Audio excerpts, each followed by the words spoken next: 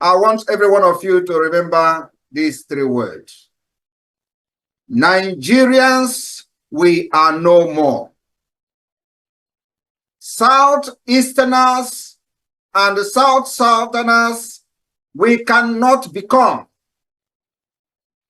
And Biafrans, we must be. A servant of the wonderful people of Biafra. We are live and we are direct this very morning, afternoon, or night, depending on where you are. And we start this very day by making it abundantly clear that the greatest enemy of a black man is the way that we reason. If not that the way we reason is very, very abhorrent, there is no need or reason why we should be suffering and complaining every blessed day without the courage to do something about it. Welcome, fellow Biafrans, lovers of freedom across the world. I welcome you to this amazing program. Please, kindly like and share this program to all platforms. Share to family and friends. Share to everyone that is close to you. This information is coming to you from the platform that is under the United States of Biafra. The United States of Biafra under the command of our Prime Minister, Mazi Simon Ekpa Njoko, and on the Supreme Command of Mazi Nnamdi Kanu. Today, under the leadership of the Deputy Prime Minister, Dr. Ngozi Orabueze. Please watch closely to the video I'm about to play, where we'll talk about the irredeemable situation of Nigeria. Some of you do not understand. Simply because we are commenting on the social media, you don't believe us. But I want you to get information that are coming from their conventional media. The irredeemable situation of Nigeria is overwhelming, and the end of the zoo has come. It doesn't matter what you think about it. It doesn't matter what you believe. The truth remains that Nigeria has ended and there is no going back. Wherever you are as a Biafran, the earlier you begin to support the independence of the United States of Biafra, the better for you. And if you are from other regions, the earlier you begin to support your own region, the better for you. Biafra is not your problem. Let's watch. Right, so welcome back. Thanks for staying with us, everyone. The head of the U.S. Africa Command, General Michael Langley, has expressed deep concerns over the resurgence of attacks in Nigeria and across the Sahel. Speaking at the close of the Africa Chiefs of Defense Conference in Kenya, Langley, who declared the Sahel the epicenter of terrorism on the globe, said the consequences of the United States leaving Niger was an escalation of terrorist activities in the Sahel region. He highlights a worsening security crisis that threatens not only the affected African countries, but also poses potential risks to global security, including the United States itself. Now, the general says terrorism has increased in frequency and complexity of attacks, all driven by persistent socioeconomic grievances, including the proliferation of weapons and terrorist groups across board. Meanwhile, the Benue State government has confirmed the deaths of 29 people following renewed attacks by suspected herdsmen in 2 local government areas of the state. The affected communities, Naka in Gwe West and Akpali Ediko in Akpa. They were visited by Governor Hyacinth Elias' delegation during an on-the-spot assessment of the violence. The governor was represented by his chief of staff, Paul Biam, who was accompanied by heads of all security agencies in the state. Now, during that visit, Biam conveyed the governor's condolences and assured residents that the state government is intensifying efforts to restore peace and security in the troubled areas. Now, in Naka, the traditional ruler expressed deep concern over the growing number of displaced persons and the continued loss of lives. Meanwhile, in Ankpali Diku, eyewitnesses described the attack as sudden and unprovoked, saying 10 people were killed in that incident with several others injured.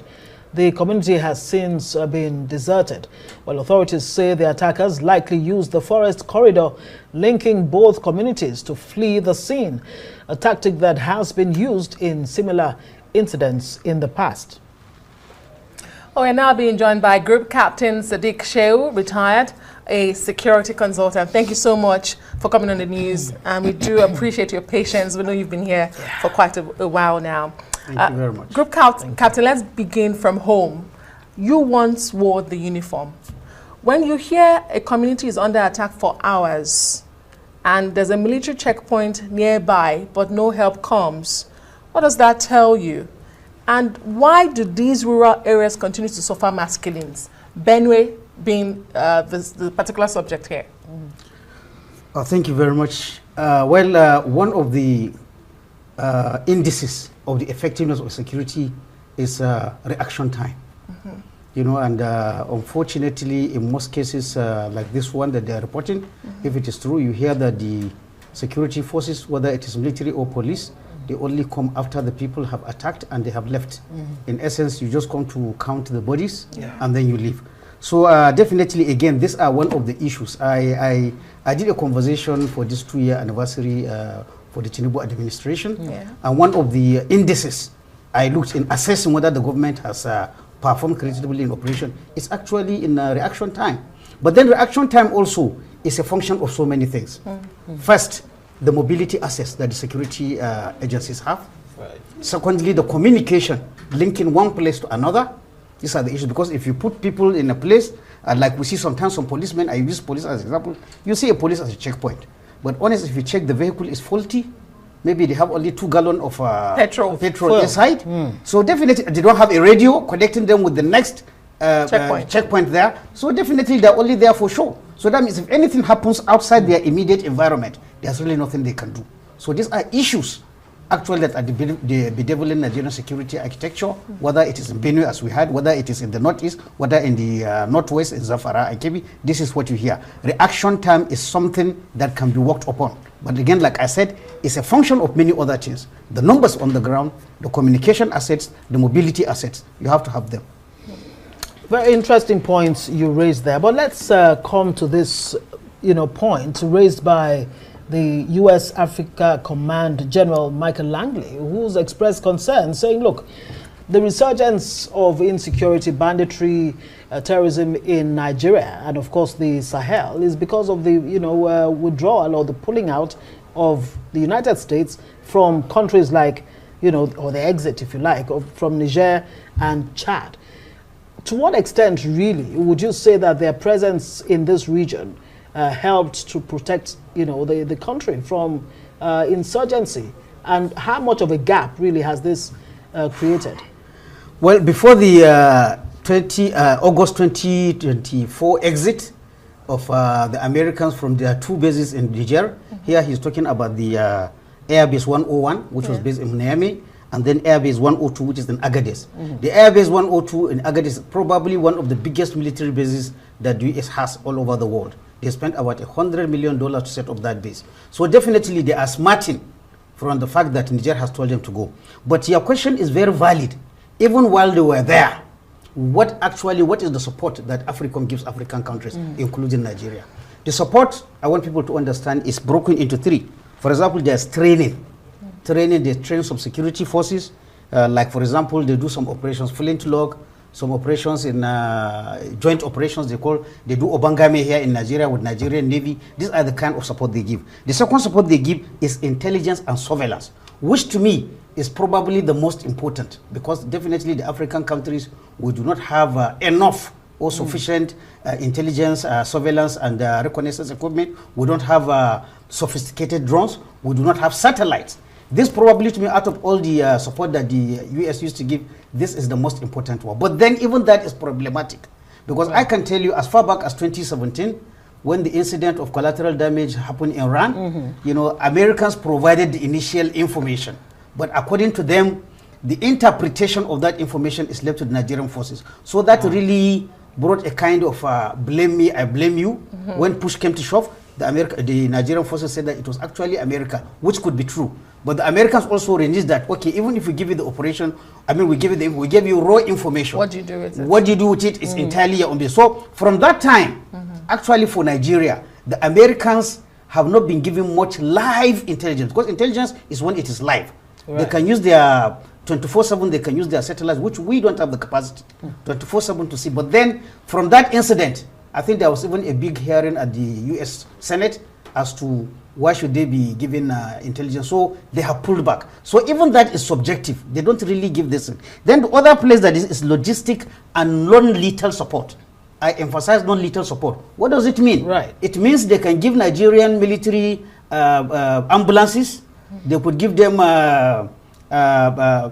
IED tracking vehicles. Okay. They could give them radios, but they cannot give them anything to do with arms, ammunition, or direct equipment that has to be used for fighting. I can give one example. Even the ambulances, the military ambulances, they have some capacity like machine guns that at least the driver can use to protect himself when he's attacked. When they are giving us such vehicles, they remove all the machine guns, all the firing devices. So this is the non-lethal support. It is very important. There is also the joint operations that they do, and I know they provide some intelligence analysis support to the Defense Intelligence Agency. Yeah. So in essence, you know, this is even the complaint of countries like Niger and even Nigeria. When you speak with high-level security, military officers, they tell you the support is there, but it's not, like they call it, is non-lethal.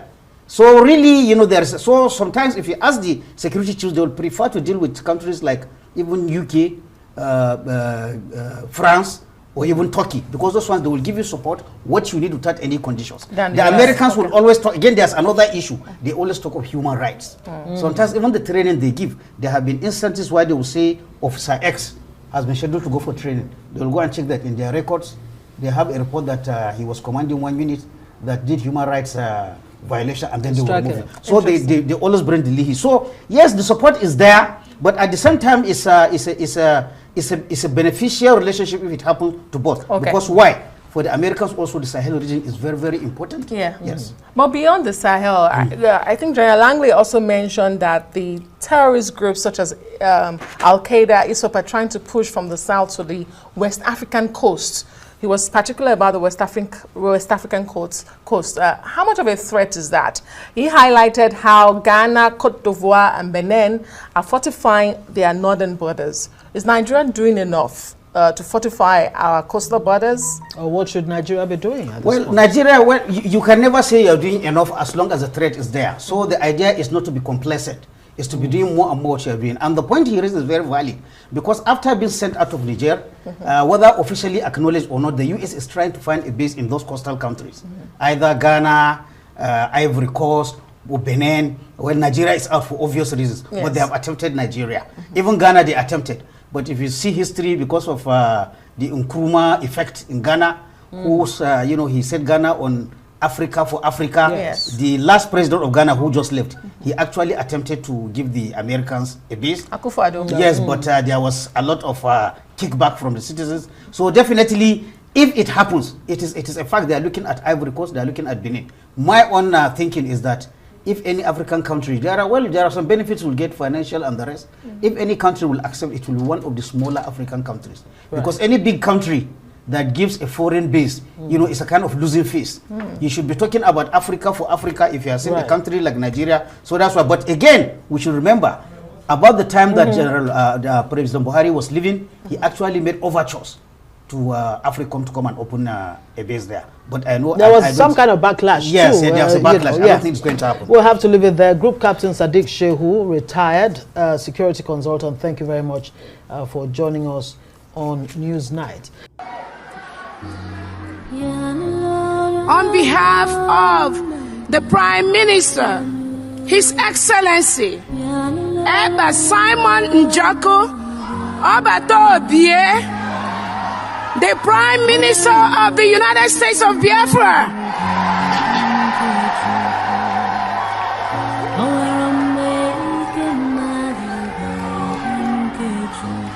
now therefore, the Prime Minister of Biafra Republic Government in exile, His Excellency Eba Simon Njoko, by virtue of the authority and pursuant of the issues and principles recited above, do hereby solemnly proclaim that the territory and region under the 40 confederating states of Biafra Together we have continental shelf and territorial waters, shall henceforth regain her independence and act as an independent sovereign state with the name and title of the United States of Biafra.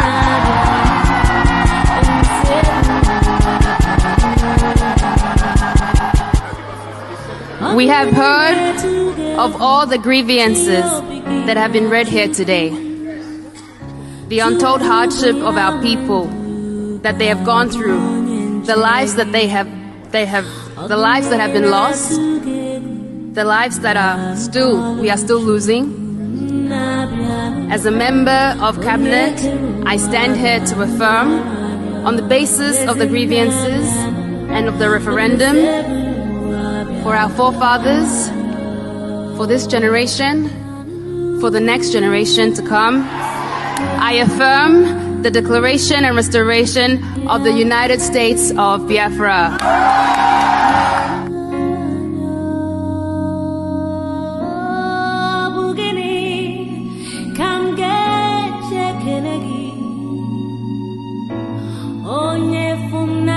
EBA has not done anything illegal except fighting for our freedom. All of us, right?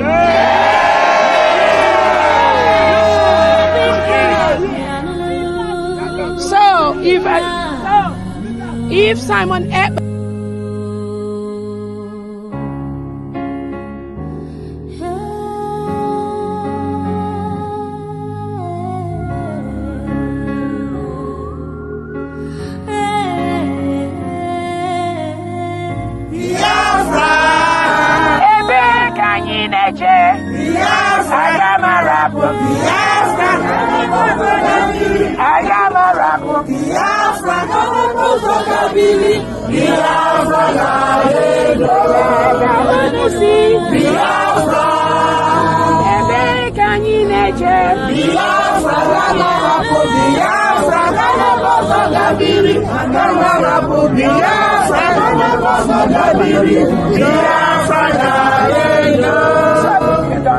So we have to go back to civilian soil and continue the event. Thank you so much. Thank you very much.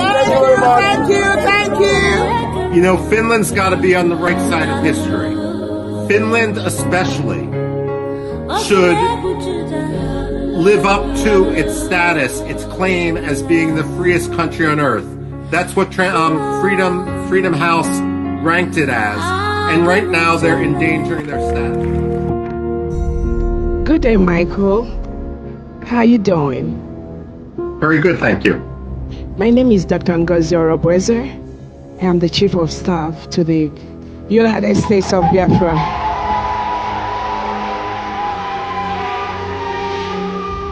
I thank you for your comments. Don't really have any question for you because what you've said is what any sensible, decent human being say. And I just want to use this opportunity on behalf of my Prime Minister, our Prime Minister Simon Ekpa, to thank you for standing up for Biafra. Continue to do what you're doing for us. Biafrans and generations unborn will be very, very kind to you. That's all I need to say. Thank you so much. Thank you so much, and I pray that we will be able to see him in person soon. Freed from Finnish prison. Finally, the zoo is falling. They don't know what's coming, did they? Yes. Yes. It's high time. Nebo! It's on. We move.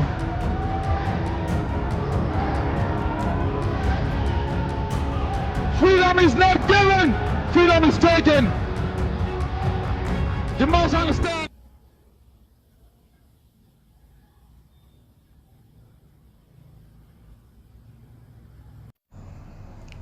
After watching this video, now you understand very well what we mean when we say that Nigeria is irredeemable. When we call for the disintegration of Nigeria, you will now understand. There is no plan and there is no way Nigeria will survive in the dish that it is today. And Nigeria continue to deepen into more failure, into more disaster, into more insecurity, and into more economic instability.